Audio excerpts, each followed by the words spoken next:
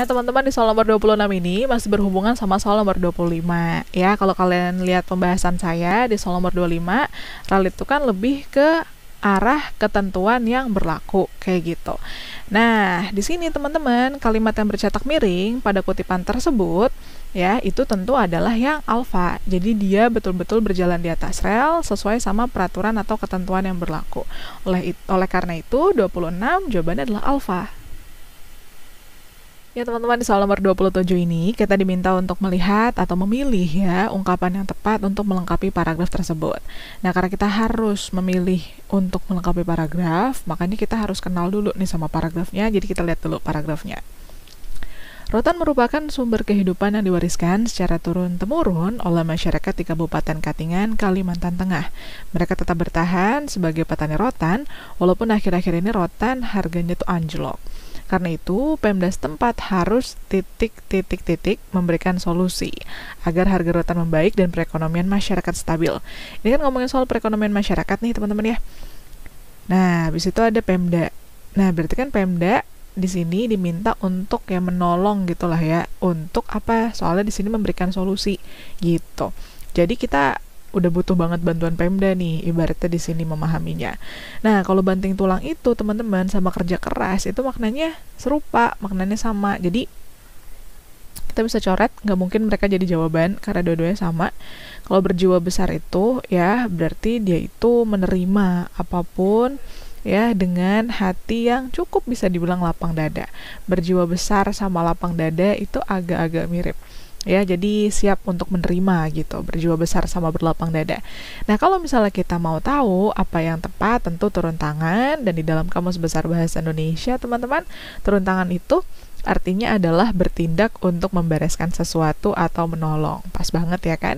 Pemda setempat ya diminta untuk harus turun tangan atau menolong ya untuk memberikan solusi agar harga rotan membaik sama perekonomian masyarakat itu bisa stabil. 27 jawabannya adalah Charlie, semoga tidak terlalu sulit. Ya, masuk ke soal nomor 28 teman-teman ya. Di sini kita bisa melihat bahwa kalimat resensi yang menunjukkan keunggulan sesuai dengan kutipan tersebut adalah. Nah, kita lihat dulu teksnya. Setelah sampai di halaman, pengantin dibawa orang masuk dari bilik tengah yang dihiasi dengan indah, semerbak bau yang harum. Sesudah diadakan acara membuka pintu, yaitu dengan lagu-lagu yang nyaring tinggi yang berbalas-balasan dari pihak yang datang dan yang menanti, pintu pun dibuka ya. Saat itu pengantin perempuan diangkatlah dia oleh perempuan tua yang menjaganya. Lalu keduanya didudukkan bersanding di atas puadai. Semua memuji-muji pengantin karena keduanya didudukkan sebanding benar, serasi gitu ya. Sebagai cincin dan permatanya. Kayak cincin sama permatanya benar-benar serasi kalau berdekatan gitu. Nah teman-teman, kalimat resensi menunjukkan keunggulan. Ini tuh kutipan cerita lampau nih ya. Karena bahasa itu bahasa Melayu klasik gitu ya. Nah, kira-kira apa teman-teman? Suatu hal biasa apabila tempat duduk untuk pengantin dihias dengan sangat indahnya. Suatu hal yang biasa. Ya, terus pernyataan ini justru ngasih tahu bahwa nggak ada yang istimewa gitu ya. Padahal yang diminta di sini adalah keunggulan gitu.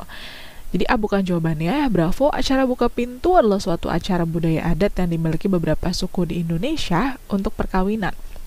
Nah, buka pintunya ada, tapi kalimat B itu bukan kalimat yang menyatakan bahwa itu tuh keunggulan. Bukan kalimat yang betul-betul menyajikan keunggulan. Jadi yang B itu salah di sifat kalimatnya. Lalu Charlie, dalam acara adat perkawinan, pengantin perempuan biasa didampingi seorang wanita tua sebagai penjaganya. Ini justru informasi ya teman-teman ya. Kita kan butuhnya kalimat yang mengulas karena resensi, dan di ulasannya itu lebih ke arah keunggulan yang lagi diminta. Maka dari itu jawabannya adalah delta. Hal yang menarik adalah gitu. Kalau Eko akan lebih menarik bila dalam cerita ini, nah ini udah masuk ke saran teman-teman, akan lebih menarik bila ya dikasih saran untuk bisa lebih menarik lagi, berarti cerita ini masih kurang menarik. Justru kayak gitu yang dinyatakan sama E. Oleh karena itu, yang sifatnya keunggulan menyatakan hal yang bisa dibilang kelebihan itu adalah delta. Semoga tidak terlalu sulit, kita akan masuk ke soal yang berikutnya. Ya teman-teman, kita lihat nih soal yang satu ini. Masih ada nggak sih yang pakai kata toladan? Biasanya ya, kalian tuh makanya tauladan gitu atau teladan. Nah, yang bener tuh yang mana kira-kira? Nah, pas banget nih kita diminta untuk istilah yang tepat itu untuk memperbaiki kata bercetak miring. Jadi kata bercetak miring ini ternyata salah, harus kita perbaiki, kira-kira yang mana. Saya rasa ini sangat-sangat tidak terlalu sulit ya, meskipun berhubungan sama kata baku yang kalau menurut kalian mungkin ada beberapa hal yang suka menjebak, ini sih agak lebih mudah nih ya. Sarah adalah siswa teladan di sekolah kami. Tentu teladan ya teman-teman yang tepat ya, bukan tauladan, tapi yang baku adalah teladan. Oleh karena itu, kalau kalian baru awal mengerjakan, kalian bisa langsung eliminasi pilihan A dan pilihan D, ya.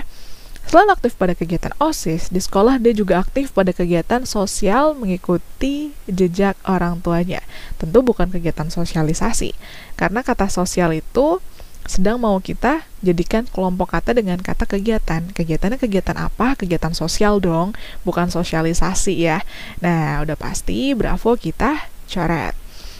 Nah, Sarah akan melanjutkan kuliah di Universitas Indonesia mengambil jurusan psikologi teman-teman ya, tulisannya psikologi ya, karena ini jurusan kuliah jadi psikologi. Kalau psikolog ini adalah orangnya ya, orang yang ahli di bidang psikologi itu psikolog. Nah, jadi yang betul adalah Charlie. Insya Allah nggak terlalu sulit, kita akan masuk ke soal yang berikutnya. Ya teman-teman, di soal nomor 30 ini kita diminta untuk melihat tanda baca yang salah beserta alasannya dalam paragraf tersebut. Kenapa sih jawabannya bisa E gitu?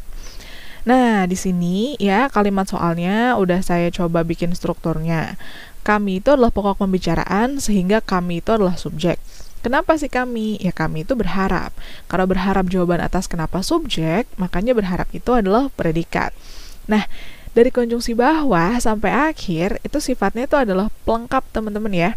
Setelah predikat, berharap. Kenapa bukan objek? Nah, kenapa bukan objek? Karena dari bawah sampai titik, itu nggak bisa dipasifkan. Ya, jadi bisa dilihat dari sifat predikatnya sendiri. Kalau mengharapkan bahwa, nah baru bahwanya itu objek, karena bisa dipasifkan jadi diharapkan predikatnya. Bahwa bla bla bla diharapkan oleh kami, nah itu bisa.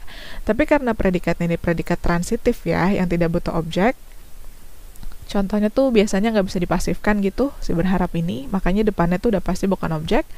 Nah, depannya itu adalah pelengkap. Nah, sebagai suatu pelengkap yang utuh, bahwa ini sudah cukup mengantarkan ya, kelak sampai Sumbawa. Kelak para wisatawan akan kembali mengunjungi Bali, Lombok, dan Sumbawa. Ya, itu sudah cukup diantarkan dengan konjungsi bawah sebagai pelengkap. Jadi tidak perlu menggunakan tanda titik dua lagi. Lagi pula kan bukan perincian ya teman-teman ya. Jadi dari bawah sampai titik itu semuanya itu satu kelompok yang berstruktur ya, atau yang berfungsi dalam struktur sebagai pelengkap sehingga tidak perlu tanda titik dua lagi. Untuk kita nomor 30, jawabannya adalah Eko. Titik dua tidak perlu digunakan karena tidak ada pernyataan yang sifatnya perincian di sini.